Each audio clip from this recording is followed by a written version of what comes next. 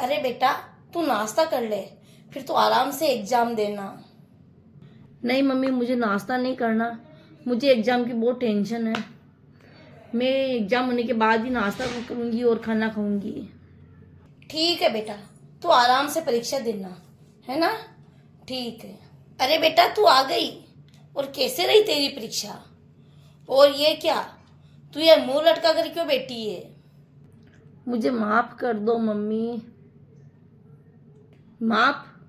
किसके लिए माफ़? मम्मी, मेरे पेपर अच्छा नहीं हुआ, मैं फेल हो जाऊंगी मम्मी। मैंने आपका सपना तोड़ दिया है मम्मी।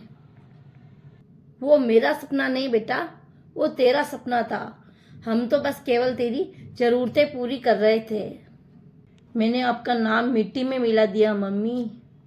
बिल्कुल नहीं बेटा, तूने कुछ कुकर्म किया होता, किसी लड़के के साथ अनैतिक व्यवहार किया होता तो हमारा नाम मिट्टी में जरूर मिलता। लेकिन तू तो केवल फेल हुई है बेटा। लेकिन मम्मी, फेल होने का नतीजा समझो बहुत अच्छी तरह।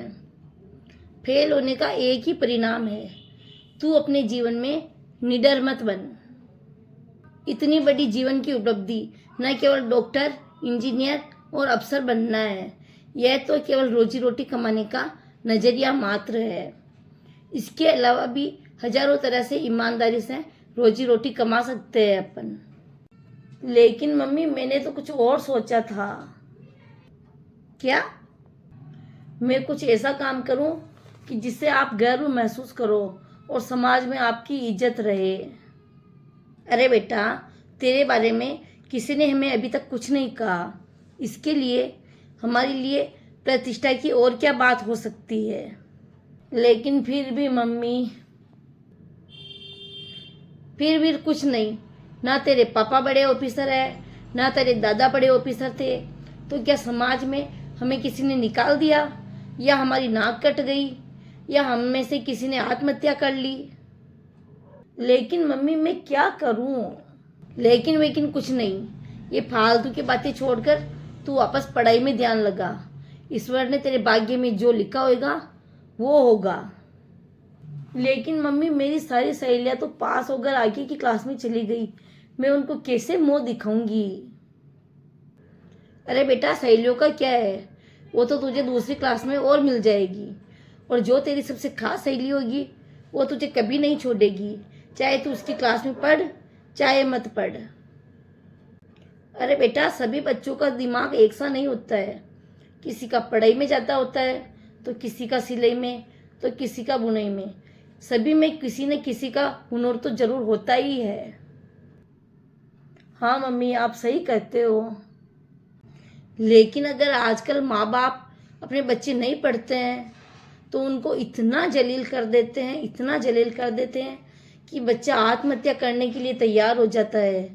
तो क्या पढ़ने के अलावा जिंदगी में और कुछ भी नहीं है हमारे पास?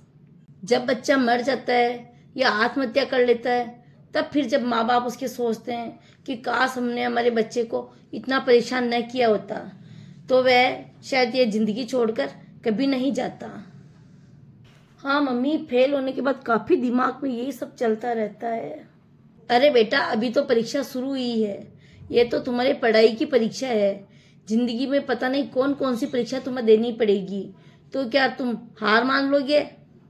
यह जिंदगी है बेटा, यहाँ सिर्फ संघर्ष होता है। यहाँ एक संघर्ष खत्म हुआ नहीं कि दूसरा चालू हो जाता है।